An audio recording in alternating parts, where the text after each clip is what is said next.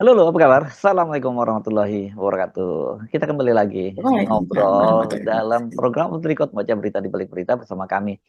Saya Hersu Arif. Dan saya Gibeta senang sekali menjumpai teman-teman semua untuk mengabarkan kabar terbaru. Ya, kabarnya kabar kabur ya, Mbak Gia.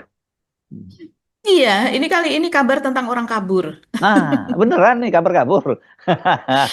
Iya, iya, iya. Siapakah dia? Siapa yang kabur ini, Mbak Gi? Ya, jadi yang kabur ini adalah orang yang akhir-akhir ini memang sedang hangat menjadi pembicaraan ya. Hampir tiap hari namanya selalu disebut yaitu Ibu Sri Mulyani Menteri Keuangan kita. Oh, Ini dan ini kaburnya hmm. ini di tempat alma maternya sendiri, yaitu di Universitas Indonesia. Itu yang menarik, Mas Hersu. Oke. Di Fakultas Ekonomi atau di mananya kaburnya? Kalau dari ekonomi lebih menarik lagi tuh. Ya, ini ceritanya adalah memberikan lecture sebetulnya Hmm. ya Bu Sri Mulyani ini kepada mahasiswa baru UI begitu. Hmm, hmm, hmm, Dan ini juga sebetulnya diunggah di akun Instagramnya Menteri Keuangan sendiri, akun hmm, Instagramnya SM Indrawati yaitu hmm. milik Sri Mulyani. Dan Tapi tentu waktu kalau dia di situ kaburnya di tidak. muat nggak itu di situ? Diunggah nggak? Tidak, Oh, tentu oke. saja tidak. Yaitu Oke. hanya foto-foto pada saat dia memberikan lecture itu. Mhm. Mhm. Saya pikir kalau di waktu dia kabur diunggah keren juga itu gitu. Ya, itu diunggahnya yang rame ada di akun BEM UI official, Mas Hmm, Hersu. Jadi hmm, ini memang rame karena di situ kemudian juga diunggah proses ketika teman-teman BEM ini hmm, menanyakan sebetulnya ada tiga pertanyaan yang dilontarkan. Tidak terlalu sulit juga begitu, hmm, tapi rupanya eh, Sri Mulyani ini lebih memilih untuk cepat-cepat masuk ke dalam mobilnya begitu. Jadi hmm, memang akhirnya tidak terjawabnya dan jadinya akhirnya seperti ricuh begitu ya, karena pihak keamanan dan juga pengawal dari Sri Mulyani ini sendiri kemudian hampir beradu fisik dengan mahasiswa. Mahasiswa cukup banyak ketika itu menunggu Sri Mulyani mungkin untuk semacam doorstop ya, tapi doorstopnya adalah dalam rangka mempertanyakan. Biasa kalau Badan Eksekutif Mahasiswa kan memang seperti itu. Memang kalau di dalam itu mahasiswanya kelihatan manis yang diunggah di hmm, akun Instagram Menteri Keuangan itu hmm, kelihatan foto bersama selfie apa dan sebagainya ya karena mereka masih mahasiswa baru dan tentu saja tidak boleh apalagi di acara resmi dalam hmm, ruangan hmm. mahasiswa baru tentu belum berani macam-macam gitu. Tapi Oke. ternyata di depan ruangan begitu kakak-kakak kelas yang sudah menjadi aktivis ini tidak sabar menunggu Sri Mulyani ini untuk mempertanyakan karena memang saya rasa wajar ya. Ini semacam pertanyaan dari adik kelas kepada kakak kelas. Mhm, Apalagi kemudian kakak kelas ini menjadi sorotan hmm, orang seluruh Indonesia, baik itu hmm, ibu rumah tangga, mau itu ojol, mau itu guru, terutama guru ya, hmm, yang akhir-akhir ini sepertinya gemas betul kepada hmm, Ibu Sri Mulyani, walaupun Ibu Sri Mulyani yang eh, pernyataannya yang bahwa guru itu beban, itu jelas itu hoax, begitu kelihatan betul bahwa ada potongan-potongan di situ. Tapi yang sebelumnya, berita sebelumnya yang dia meminta pendapat, hmm, pertanyaan bahwa apakah untuk guru-guru dan dosen ini hmm. apakah harus ada partisipasi dari rakyat Ya. Indonesia ya itu memang Itu nggak pernyataan yang hoax betul itu. Cuma pertanyaan itu nggak ditambahin hoax aja di depannya aja ya guru bahwa guru itu ada betul. beban itu. Guru itu beban negara. Mari kita sama-sama sepakat potongan pernyataan Ibu Sri Mulyani yang beredar ini adalah hasil AI. Tapi yang ini adalah asli. Oh, menjadi dosen atau menjadi guru tidak dihargai karena gajinya nggak besar. Ini juga salah satu tantangan bagi keuangan negara. Apakah semuanya harus keuangan negara ataukah ada partisipasi dari masyarakat? Ini kurang cerdas Mhm. juga yang bikin apa? Bikin deepfake ya ini namanya Mbak ya. Karena Iya, tanpa itu pun sebenarnya konteks pernyataan Sri Mulyani juga tidak sudah bisa. memenuhi, Iya. betul. Mhm. Gitu. Jadi Nah, ini justru di sebenarnya itu apa yang ingin justru ditanya? justru AI itu yang kemudian digunakan oleh Kementerian Keuangan untuk seolah membuat semuanya itu hoax. Enggak. Rangkaian kalimatnya itu yang hoax itu cuma bagian depannya aja yang soal ya guru itu jadi beban. Tapi rangkaian berikutnya itu semua asli suaranya Sri Mulyani dan itu enggak proper sebagai seorang menteri dia bilang menteri keuangan Iya. seperti itu gitu. Betul, saya rasa ini memang karena sudah pusing betul ya. Hmm. Pusing betul, tapi ini kan merupakan rangkaian dari kebijakan dia bersama rezim Jokowi terdahulu. Hmm. Dia selalu, Sri Mulyani sebagai Menteri Keuangan selalu meluluskan Hmm. permintaan dari Jokowi. Baik itu soal PSN, soal apa dan sebagainya begitu ya. Kemudian pendanaan untuk kereta cepat yang akhir-akhir ini juga kemudian kembali meruak dan itu rame betul. Hmm. Kereta cepat yang kita pernah bahas, kalau tidak salah mungkin sekitar sepekan yang lalu, mungkin nanti perlu kita bahas lagi Mas Ersu, Hmm. karena bagaimana BUMN itu kolaps ya saat ini. 4 BUMN yang jadi penyangga itu kan sahamnya ancur-ancuran gitu. Tapi itu soal nanti. Nah, soal Sri Mulyani sendiri, ini kenapa dia sampai kabur? Sebetulnya apa yang dipertanyakan oleh mahasiswa Hmm. itu? Jadi yang ditanyakan, ini saya membaca dari akun BEM UI Official, Ya. dan dia mengatakan, pagi ini kita dipertontonkan. Fakta memalukan ketika mahasiswa ingin meminta klarifikasi, Menteri Keuangan Sri Mulyani justru memilih bungkam. Bukannya menjawab pertanyaan yang kami terima hanyalah penghindaran. Menteri yang seharusnya bertanggung jawab pada publik malah bersembunyi dan menolak untuk menjawab pertanyaan. 3 pertanyaan yang kami ajukan sederhana dan menyangkut hajat hidup rakyat. 1. Mengapa muncul statement gaji guru dan dosen yang mengarah pada alternatif partisipasi masyarakat alih-alih menjadi tanggung jawab penuh negara? Iya, kan sumber daya alamnya, semua pajaknya masuk kepada negara dan itu Iya. sangat-sangat mencukupi, bahkan berlebih hanya untuk menggaji guru dan dosen, juga untuk pendidikan, memberikan beasiswa, kesehatan apa dan sebagainya.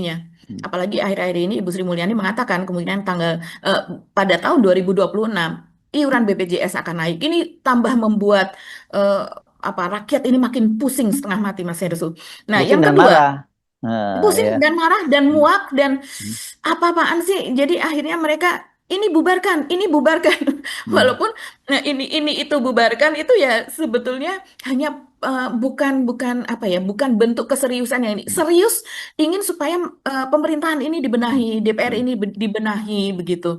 Oke, kita lanjutkan ya. Yang kedua, pertanyaan dari mahasiswa adalah mengapa Cortex yang menelan anggaran fantastis tetap menyisakan begitu banyak persoalan teknis? Kita pernah bahas Cortex ini beberapa kali. Kalau tidak salah anggarannya 1,2 atau 1,3 triliun. Taruhlah 1,3 seingat saya. Seingat saya 1,3 ya Mas Iya. Hersu. Iya, dan itu anggaran yang sangat-sangat besar. Itu menjadi bahasan para pakar IT, para pakar cyber security apa dan sebagainya, yang mereka mengatakan sebenarnya dana yang dibutuhkan tidaklah sebesar itu kalau seandainya Ya. mereka sampai diberikan proyek dan kemudian dengan dana sebesar itu entah program seperti apa yang akan bisa mereka hasilkan. Sementara kita tahu Cortex ini awalnya bermasalah dan sekarang sudah berjalan tapi masih tetap belum maksimal.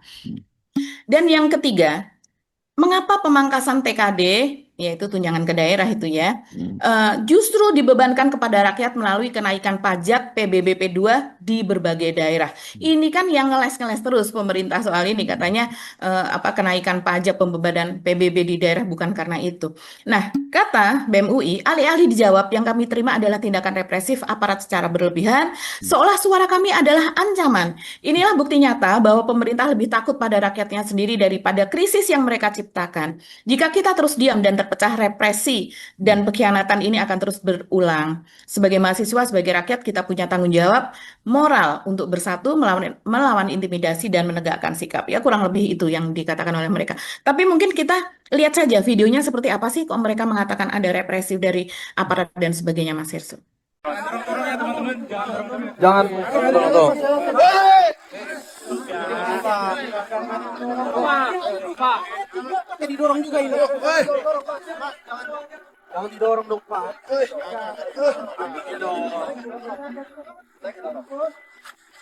Berarti tidak berani ya, Bu ya?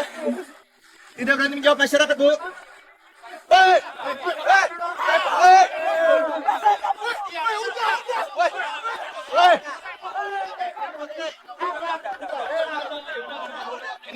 Nih orangnya. Nih.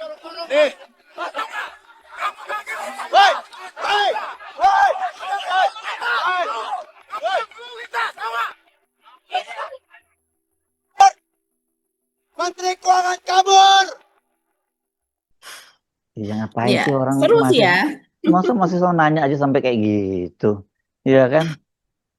Betul. Dan itu masih di UI loh tempat kuliahnya Ibu Mm-mm. Sri dulu, dan apalagi di bawah penjagaan begitu ya. Bukan bukan sesuatu yang pertanyaannya juga tentunya bisa dijawab oleh Ibu Sri Mm. Mulyani itu dengan sangat baik, saya rasa ya seperti ini. Tapi mungkin ya di IG-nya saja kan Menteri Keuangan ini sudah menutup kolom komentar, Mas Hersu. Mm-mm. Kecuali kalau yang saya lihat misalnya ada satu yang dibuka kolom komentar, itu pun tidak ada satupun yang berkomentar, yaitu pada saat dia menerima pimpinan wakil dari World Bank lah, dari Bank Dunia. Nah, itu menerima kunjungan itu dia buka kolom komentarnya, tapi ya tidak ada yang berkomentar.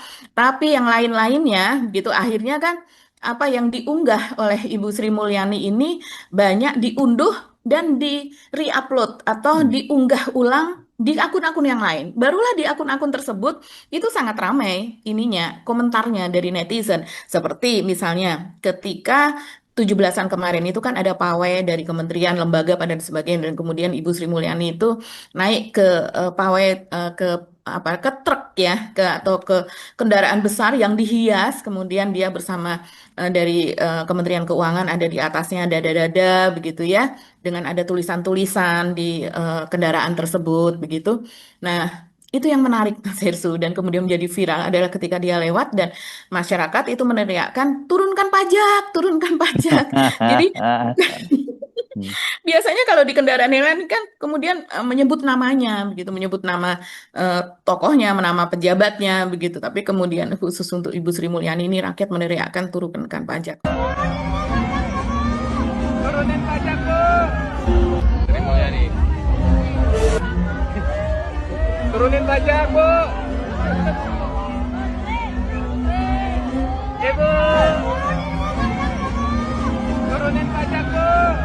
Memang apa yang dilakukan oleh Sri Mulyani ini belakangan ini terus menjadi sorotan, terus-terusan menjadi viral gitu. Jadi sepertinya menjadi tidak efektif ya diskusi tentang ekonomi, diskusi tentang masalah-masalah Mhm. kenegaraan kebangsaan ini, yaitu karena berbagai hal yang justru keluar dari mulut Sri Mulyani itu sendiri yang kemudian menjadi blunder gitu. Seperti Ya. misalnya dia ngomong soal pajak, zakat, wakaf apa dan sebagainya. Ini sampai ada tokoh NU di Jawa Timur sampai urun bicara, kemudian dari MUI juga urun bicara. Ini kan malah menjadikan tambah gaduh, padahal tanpa kegaduhan itu pun sebetulnya masalah di Indonesia ini sudah Ya. sangat banyak. Ya, ya. Ya, saya kira memang benar kalau orang menuntut Ibu Sri Mulyani karena kan kalau sekarang postur anggaran kita, postur APBN kita acak kadut, kemudian beban utang yang Ya. besar, ini yang besar banget kan memang cicilan pokok dan bunganya aja sampai 1,3 triliun, 1.300 triliun Ribu. padahal kan sekarang APBN kita 3.700, jadi tinggal kalau dipotong itu tinggal 2.400 ini kita APBN kita, dan itu kan menterinya ya Sri Mulyani yang bikin gitu loh. Dan sekarang dia melanjutkan apa yang dia lakukan, dan harusnya kalau memang dia menteri yang terbaik di dunia, ya dia ngerti bahwa hal-hal itu bahkan akan terjadi. Tapi kan dia selalu di eranya Joko Widodo dia mengikuti semua kemauannya Joko Widodo, termasuk bikin IKN dan sebagainya gitu.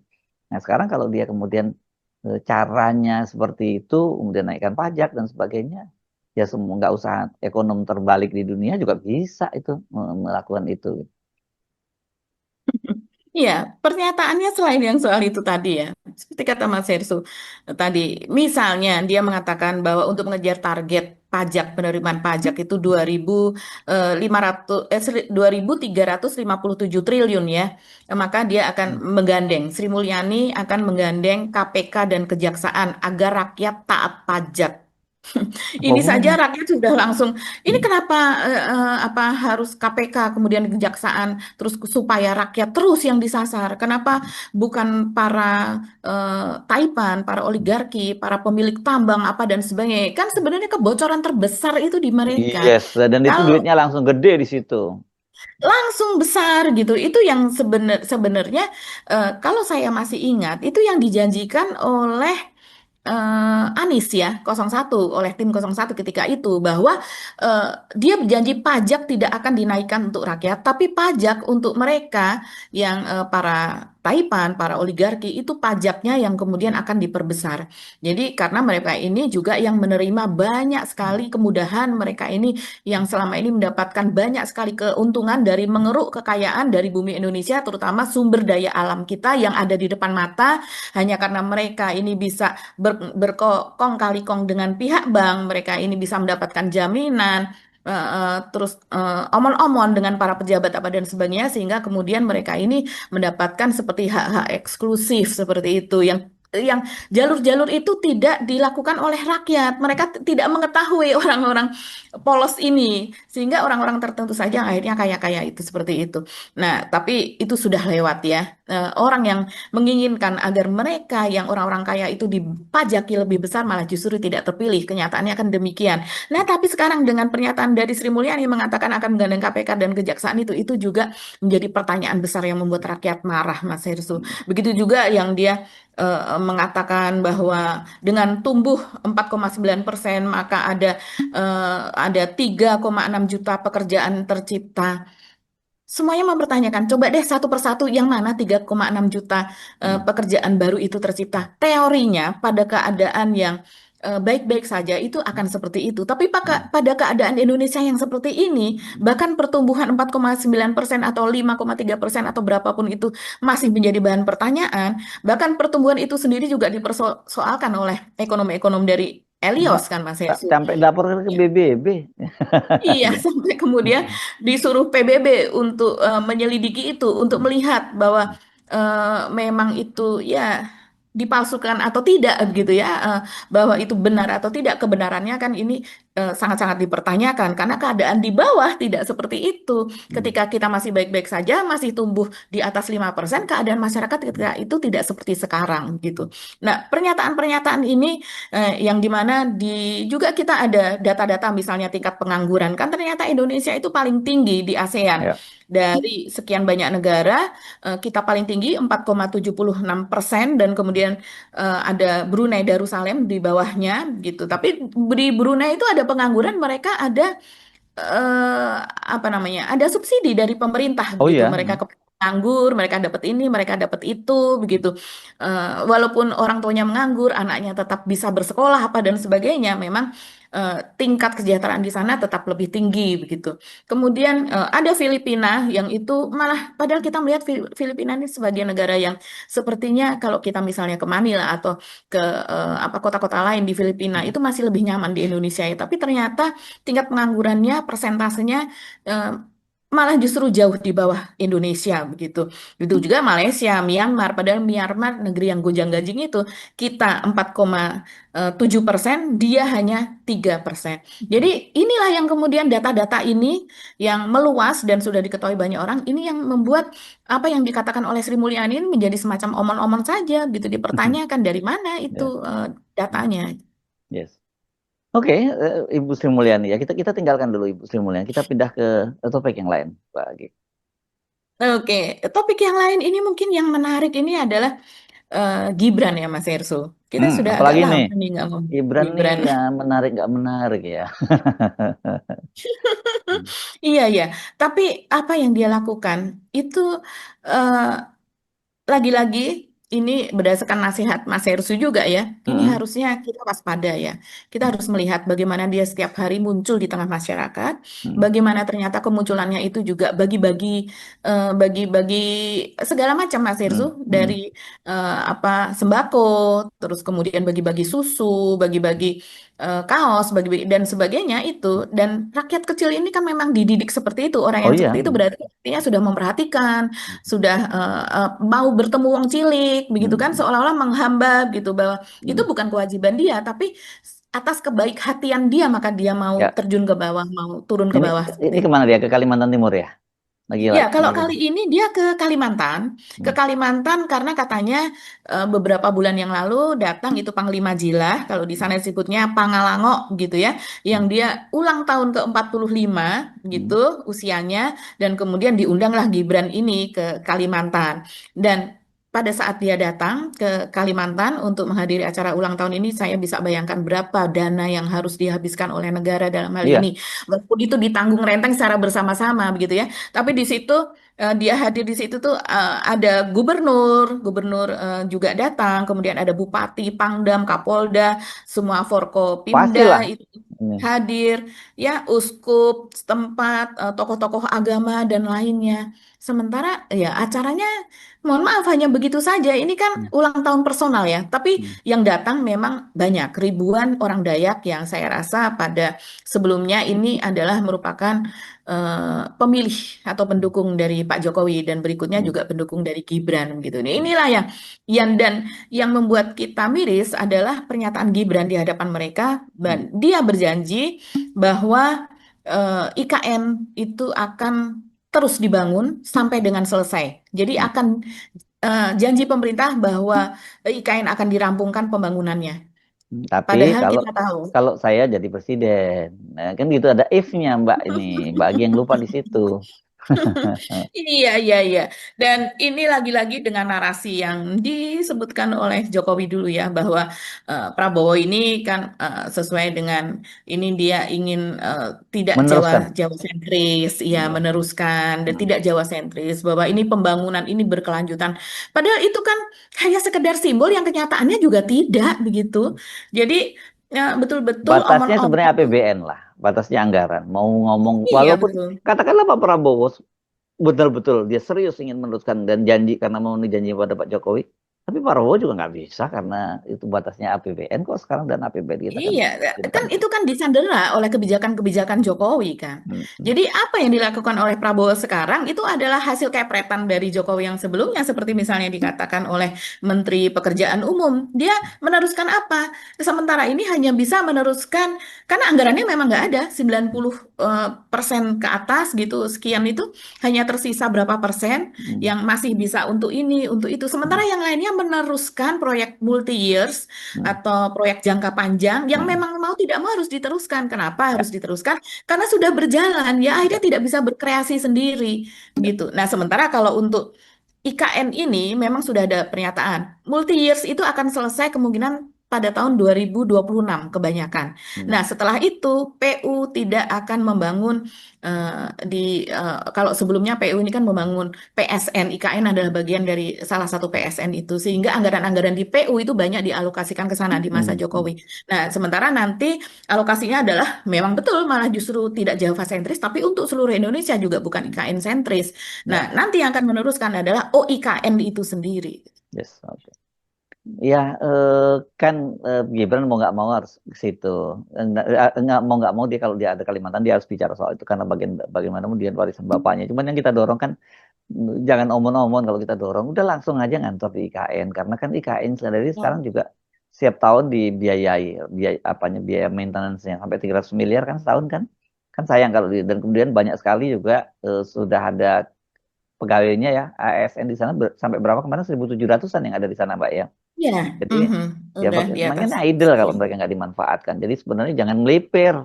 Cuman dia harus langsung ke kalau ke IKN kalau memang dia ingin menjaga warisan bapaknya gitu. Iya, iya. Sementara Ya, dia ketika berbicara itu kan atas nama Prabowo juga. Dia iya. berbicara itu atas nama pemerintah, yang Ya, artinya atas janji nama kepada pemerintah tepatnya bukan Prabowo, Mbak. atas nama pemerintah, Iya. ya. Tapi dia selalu menyebutkan nama Pak Prabowo dalam Oh hal iya. ini, bukan pemerintahnya, menyebutkan nama Pak Prabowo. Ini program Ya. Pak Prabowo, misalnya seperti itu. Yang artinya kalau saya khawatirkan, ini masyarakat di sana pun harus tahu ini yang bicara Gibran ya. Sementara Pak Prabowo sendiri pada mata anggaran yang kemarin nota Ya. keuangan yang disebutkan itu kan tidak menyebutkan soal Yes. IKN. Bahkan Menteri Sri Mulyani ketika ditanya pun dia pun bingung berapa ya Bingung. anggaran untuk 2026. Sampai nanya Iya. berapa sih Untung begitu nggak ya. kabur, ya. Untung nggak kabur Sri Mulyani. Nggak kabur kayak di UI Iya, begitu ya. iya. Oke Mbak Agi, saya kira kita hari ini kita akan berbincang-bincang soal itu sampai ketemu lagi dan jangan lupa terus bergabung bersama kami dalam program Off the Record Baca Berita di Balik Berita dan kita tetap sama-sama menjaga akal sehat kita semua ya. Kami mohon pamit. Assalamualaikum warahmatullahi wabarakatuh. Waalaikumsalam warahmatullahi wabarakatuh. Salam akal sehat. Salam akal sehat.